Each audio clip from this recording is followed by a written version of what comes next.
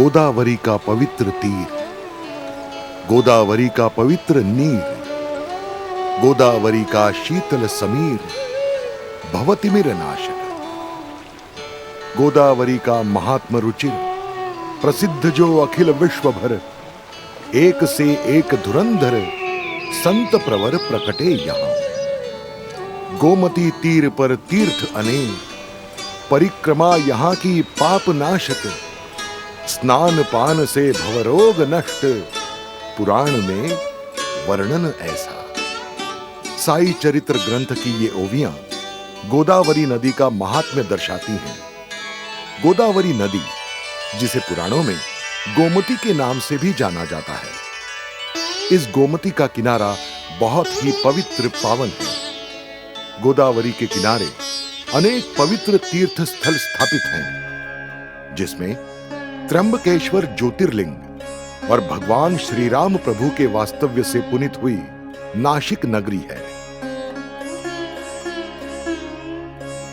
यहां गोमती के तट पर अनेक महान साधु संतों की समाधियां स्थित हैं। निवृत्तिनाथ महाराज त्र्यंबकेश्वर, चांगदेव महाराज पुणतांबा तथा श्री क्षेत्र पैठण में एकनाथ महाराज इनमें से प्रमुख हैं। श्री ज्ञानेश्वर महाराज ने भावार्थ दीपिका, ये महान ग्रंथ का लेखन इसी गोदावरी तट स्थित श्री तीर्थ क्षेत्र नेवासा में किया है, जो ज्ञानेश्वरी नाम से सुपरिचित है। ऐसी आध्यात्मिक परंपरा में आगे 19वीं सदी में दो और महान संतों के वास्तव्य से दो तीर्थ स्थलों का निर्माण हुआ। उनमें से एक है गोदावरी तट स्थित श्री शिरडी क्षेत्र, और गोदावरी के कोख के अंदर कुदरत का निर्माण किया हुआ सराला बेट।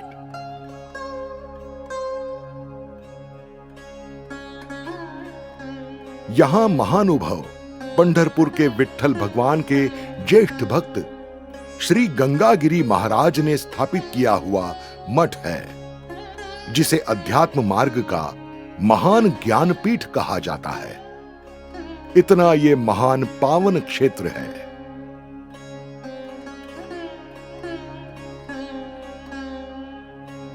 शिरडी क्षेत्र का विकास भगवान स्वरूप श्री साईनाथ महाराज के वास्तव्य से जग के पटल पर उभर आया, इसे सभी भली भांति जानते हैं। लेकिन बहुत ही कम लोगों को यह जानकारी होगी कि साईं बाबा के महान संत होने का और उनकी श्रेष्ठता से लोगों को अवगत कराने का काम सबसे पहले श्री गंगागिरी बाबा ने किया है। हुआ यूं कि प्रसिद्ध वैष्णव श्री गंगागिरी महाराज ने शिरडी गांव में हरिनाम सप्ताह का आयोजन किया था। उस उपलक्ष्य में आयोजित अन्नदान तथा कीर्तन समारोह के मंच पर से वो उपस्थित समुदाय को संबोधित कर रहे थे। अचानक उनकी नजर कंधे पर से मिट्टी के घड़े में पानी भरकर पेड़ पौधों को पानी देने का काम करते हुए श्री साईं बाबा पर पड़ी। साईं बाबा को देखते ही उनके मुंह से शब्द निकल पड़े और वो बोले, अरे ये हस्ती यहां कब आई? आप शिरडी वासियों का भाग्य महान है कि ऐसा हीरा इस गांव ने पाया है। मेरे बोल याद रखना, आज ये मामूली फकीर बनकर कूड़ेदान में जिंदगी बिता रहा है, लेकिन एक दिन पूरे जगत को पता चलेगा कि ये अनमोल रत्न है, ये हीरा है, हीरा।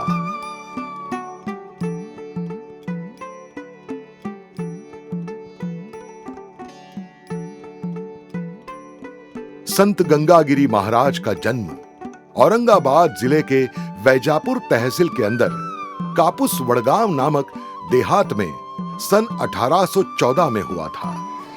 महाराज ने छोटी सी पाठशाला में सिर्फ 3 साल पढ़ाई की और पढ़ाई छोड़कर वो धार्मिक किताबों का अध्ययन 12 साल की उम्र से ही करने लगे।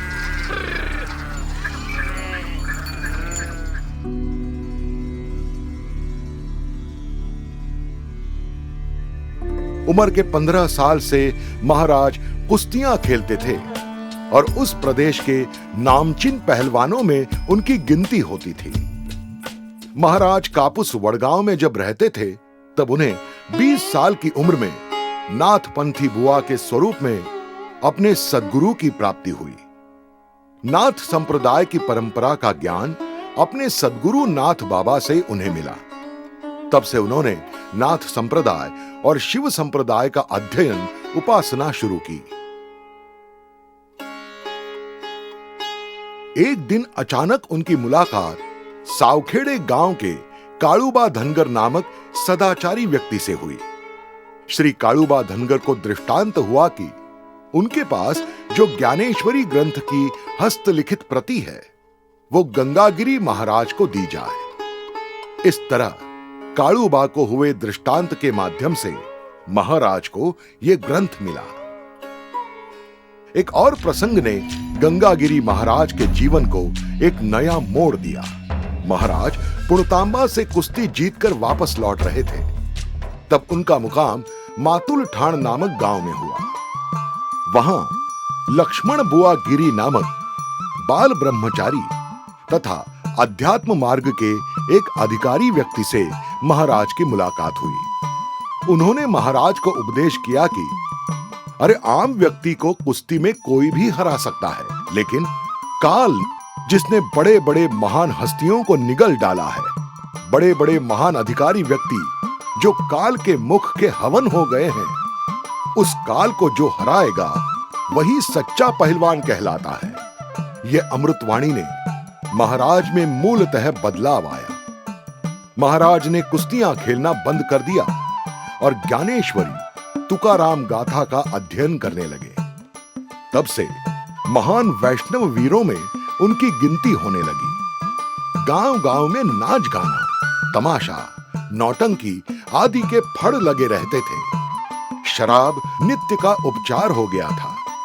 अय्याशी का दौर आम हो गया था। ऐसे प्रतिकूल वातावरण में अध्यात्म की ओर समाज का लक्ष्य बटोरने का मुश्किल काम संत गंगागिरी महाराज ने अविश्रांत मेहनत कर किया। फलस्वरूप गोमती के किनारे का पूरा प्रदेश भक्तिमय वातावरण से गूंज उठा। उस वक्त वहां अनाज की पैदावार तो थी, लेकिन बार बार होने वाले प्रकृति के प्रकोप से अकाल का सामना करना पड़ता था। लोग भूखे मर रहे थे। उस वक्त महाराज ने बहुत ही अच्छे उपक्रम की शुरुआत की, जो उपक्रम आज तक अखंडित रूप से बरकरार है। उस क्रांतिकारक उपक्रम का नाम है अखंड हरिनाम सप्ताह और उसी उपक्रम को महाराज ने अपने जीवन का उद्देश्य बनाया। भूखमरी से तड़प रहे जनों को राहत दिलाने के लिए हरिनाम सप्ताह को अन्नदान की जोड़ दी। महाराज बहुत बड़े पैमाने पर हजारों की तादाद में अन्नदान का उपक्रम का आयोजन अकालग्रस्त प्रदेश में करने लगे। कभी कभी तो साल भर में 5-6 जगह पर हजारों लोगों को अन्नदान करने का आयोजन होने लगा। सन 1858 में इस उपक्रम का आयोजन निरंतर होता आ रहा है। आगे इस उपक्रम को स्थिरता देने हेतु कायम वास्तु तथा खेती का उपक्रम करने का प्रयास संत गंगागिरी महाराज करने लगे। इस कार्य के लिए उन्हें गतायुष्य में जहां पवित्र पावन अनुभूतियां प्राप्त हुई थी, जहां उन्हें ब्रह्म ज्ञान की प्राप्ति हुई थी, वही प्रदेश प्राप्त करने की कोशिश में महाराज लगे। ये भूभाग का नाम है सराला बेट। सराला बेट शिरडी से पुणतांबा, मातुल ठाण, नाहूर होकर आगे लगभग 30 से 35 किलोमीटर दूरी पर है। ये द्वीप वैजापुरकर बचराल शेठ नामक साहूकार का था। ये संत गंगागिरी महाराज को आदर भाव से मानने वालों में से एक थे। ये जमीन बचराल शेठ ने सन 1873 में गंगागिरी महाराज के अन्नदान उपक्रम को हमेशा के लिए उत्पन्न स्रोत निर्माण करने हेतु दान में दी। उसके बाद अन्नदान के कार्य को बढ़ावा मिला। जनता का योगदान, खेती की आय और सेवाभावी लोगों के कष्ट सेवा का फलस्वरूप आज 150 साल पुराना ये पावन क्षेत्र तीर्थ क्षेत्र हो गया है। ऑप्शन, महाराज के मुख से निकली हुई अमृतवाणी का यहां अनुभव होता है। महाराज का घोष वाक्य है, देने को अन्नदान, लेने को हरि नाम, तरने को लीनता, डूबने को अभिमान। धीरे धीरे सराला बेट प्रदेश एक आध्यात्मिक तथा सामाजिक कार्य का केंद्र बन गया। यहां आज अन्न छत्र, गौशाला, पाठशाला, आध्यात्मिक ध्यान केंद्र, वारकरी संप्रदाय की शिक्षा प्रदान करने वाला तथा कीर्तनकार की नई पीढ़ी का निर्माण केंद्र है। प्राचीन आध्यात्मिक किताब तथा ग्रंथों से भरा पुस्तकालय, ऐसे अनेक उपक्रम कार्यरत हैं। ऐसी महान विभूति संत गंगागिरी महाराज की समाधि तथा विठ्ठल रखुमाई, शिव भगवान का मंदिर और गंगागिरी महाराज के पश्चात उनका कार्य आगे बढ़ाने वाले उत्तराधिकारी की समाधियां यहां स्थित हैं।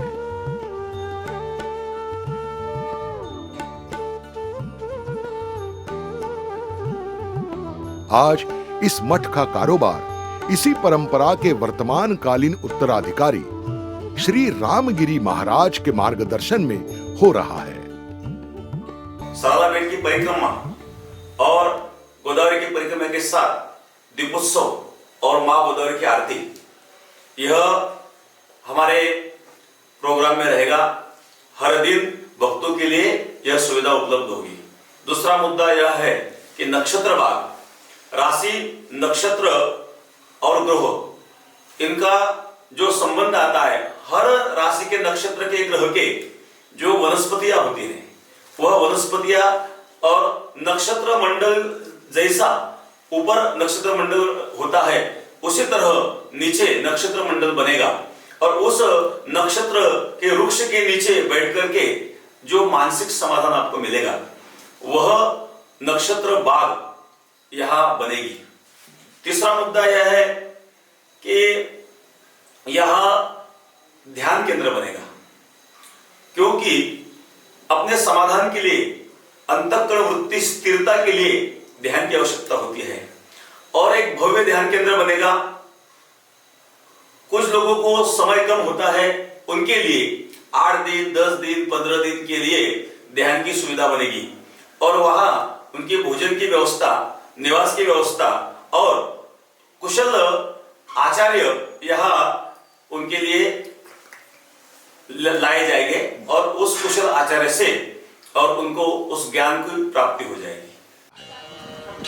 इस तीर्थ स्थल पर और एक अनोखा उपक्रम सन 1932 साल से चलाया जाता है।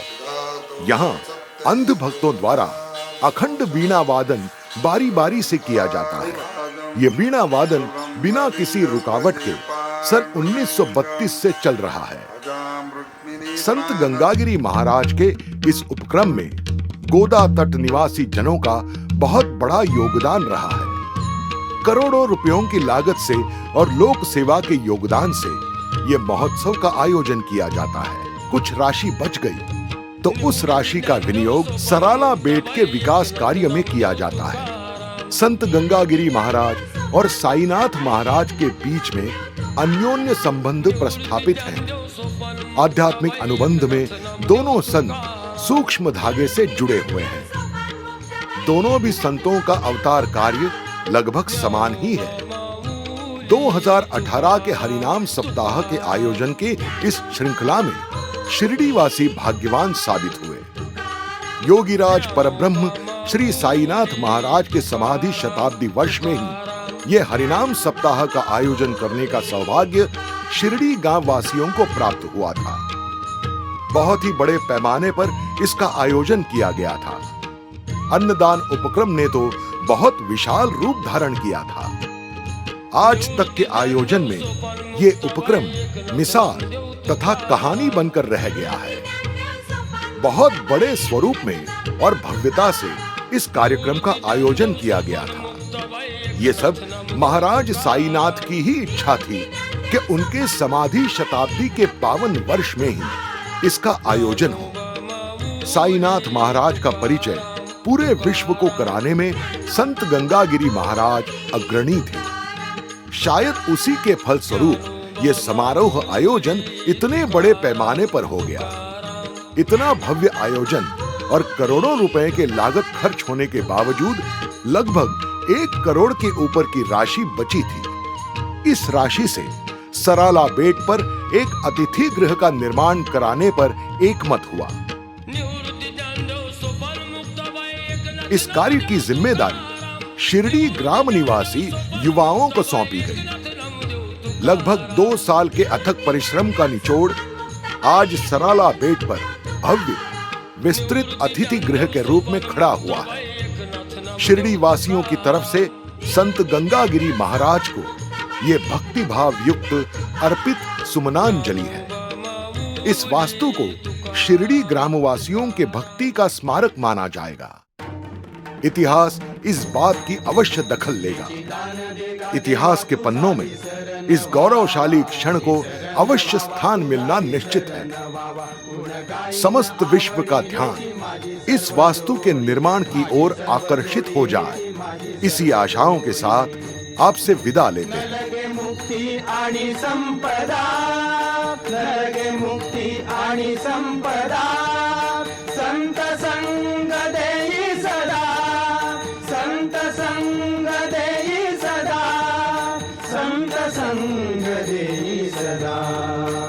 तुका म्हणे गर्भवासी सुखे घालावे आम्हासी, सुखे घालावे आम्हासी, सुखे घालावे आम्हासी। गुण गाईन आवडी हेची माझी सर्व जोडी, माझी सर्व जोडी हेची माझी सर्व जोडी।